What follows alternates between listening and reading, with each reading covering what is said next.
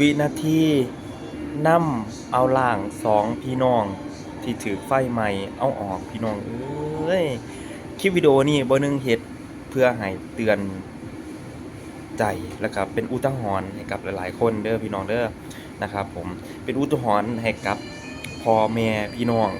ที่มีลูกมีหลานเด็กน้อยเนาะเป็นอุทาหรณ์ให้กับพ่อเฒ่าแม่เฒ่าพ่อปู่แม่ย่าที่เลี้ยงลูกเลี้ยงหลานบ่ให้ขาดสายตาโดยเด็ดขาดพี่น้องข้อยเห็นยามใดข้อยก็น้ำตาข้อยไหลเท่านั้นพี่น้องข้อยรู้ตนจังใดก็ขอให้สองพี่น้องเพิ่นเอ่อ เกิดมาชาติหน้าก็ถืออายุมาหลายๆเด้อเนาะอืมผลบุญที่ผู้ฆ่าอันเฮ็ดไปก็พุ่นล่ะเอาไปแบ่งให้สองพี่น้องเพิ่นนำพี่น้องเอ้ยรู้ตนหลายๆคนนะแล้วก็มีพี่น้องชาวฝั่งไทยนะบ่เชื่อเนาะว่าอ่าเกิดเหตุการณ์ที่ว่าไฟไหม้สองเด็กน้อยหรืออยู่ประเทศลาวอยู่เมืองวิระเนาะแขวงสะหวรรณเขตเฮานั่นล่ะพี่น้อง พี่น้องทางฝั่งไทยก็หลายท่านเพิ่นก็บ่เชื่อเพิ่นว่าบ่แม่นติเป็นหยังนำเอาร่างคนเป็นหยังคือบ่มีผ้าขาวเป็นหยังคือเอาไว้ในหม้อแบบนั้นอาจจะบ่แม่นคนเพิ่นว่าจังซี่อันนี้ขอชี้แจงเนาะว่าบ้านนอกเฮาเขตบ้านนอกคำข้อยสิชี้แจงว่าการที่ใส่ผ้าขาวมันจะเป็นการที่ว่าอ่าทีมกู้ภัยเพิ่นจะมีผ้าขาวห่อศพแต่ถ้าว่าบ้านนอกนี่บ่มีณตอนนั้นน่ะบ่มีผู้ใดสิหาผ้าขาวมาดอกพี่น้องรีบเอาออก ยันถึงไฟไหม้จนเบิดนะเออเป็นภาพวินาทีแล้วเป็นวิดีโอวินาทีที่เพิ่นนำร่างสองเด็กหน่อยเอาออกจากกองไฟที่ไฟไหม้บ้านไหม้เฮือนนะพี่น้องนะแล้วก็เป็นวิดีโอที่ข่อยเฮ็ดขึ้นมานี่ข่อยก็ขอแสดงความเสียใจไปยังครอบครัวเพิ่นเป็นวิดีโอเป็นอุทาหรณ์เตือนใจให้กับพ่อแม่ที่มีลูกน้อยบ่ให้ขาดสายตาเนาะ ข้อยเชื่อว่าทุกคนเห็นวิดีโอที่เขานำร่างสองเด็กน้อยออกมานะพี่น้องนะข้อยคิดว่าคนที่เป็นพ่อเป็นแม่เนี่ยแม้กระทั่งข้อยเองเนี่ยเป็นคนอื่นก็จริงแต่ข้อยมีลูกน้อยเนี่ยข้อยรู้สึกแบบใจข้อยแทบจะสลายพี่น้องเอาตรงๆนะข้อยเห็นเท่าใดน้ำตาข้อยไหลเท่านั้นแทบเป็นถ้าเป็นภาพพิงข้อยแทบจะบ่กล้าเบิ่งเลยพี่น้องเนาะข้อยเห็นแล้วข้อยรีบเลื่อนผ่านไปหยังข้อยเป็นคนที่น้ำตาตื้นเขาแม่นพี่น้องที่เห็นแบบนี้แล้วมันจะเทือนใจคนที่เฮามีลูกน้อยนะเนาะก็คือหลายๆเพจเขาเอาลงกันล่ะพี่น้องว่าแม่เพิ่นนี่ไปซอยงานดองงานแต่งเนาะงานแต่งของพี่สาวไปเฮ็ดอยู่เฮ็ดกินแล้วป้าลูกน้อย2คนนี่อยู่กับพ่อแต่ผู้เป็นพ่อนี่เอาเขาไปขาย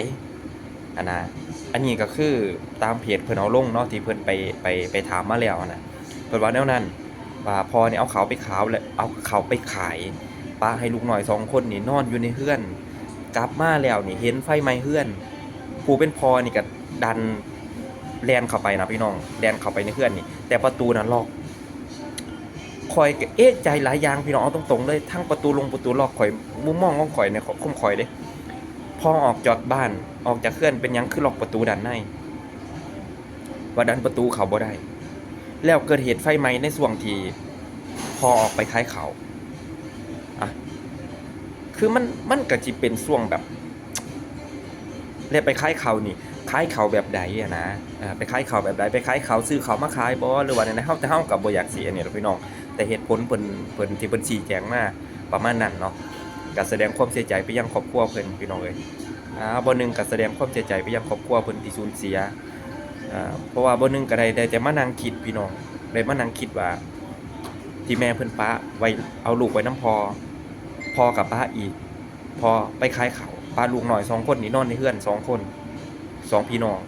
เด็กน้อยเพียงแต่อายุ2 ปีกับ3 ปี2 พี่น้องได้เสียชีวิตคาที่เพราะไฟไหม้บ่สามารถที่จะว่าง่ายๆซะมันบ่ทันดอกพี่น้องตรงๆเนาะเออแต่ข้อยนึกภาพแล้วก็รู้สึกแบบมันคือสิแบบพี่น้องเข้าใจบ่ถึกไฟอะคนทั้งคนน่ะพี่น้องจะได้กะอย่าลืมกดไลค์กดแชร์นะพี่น้องเป็นคลิปวิดีโอที่ข้อยอยากเตือนพ่อผู้เป็นพ่อเป็นแม่บ่อยากให้ปล่อยปละละเลยเด็กน้อยเพียง1 ปี 2 ปีบ่ว่าแต่ผู้เฒ่าไม่เฒ่าอีหยังก็แล้วแต่ที่เอาลูกเอาหลานพี่น้องบางเทื่อปล่อยเด็กน้อย2-3 ปีนี่ไกลทางนี่แล่นตัดรถก็มีเนาะฉะนั้นแล้วเนี่ย อยคิดว่าผู้ใดเห็นวิดีโอก็เป็นสติเตือนใจและเป็นอุทาหรณ์ให้กับหลายๆครอบครัวนะในนามข่อยเป็นพ่อคนเนี่ยมันใจสลายพี่น้องเอาตรงๆแล้วข่อยใจสลายเลยเห็นเป็นวิดีโอเห็นภาพนิ่งให้ใจสลายแล้วโอเคพี่น้องขอบมุกขอบใจหลายๆกดไลค์กดแชร์เนี่ยพี่น้องเอ้ย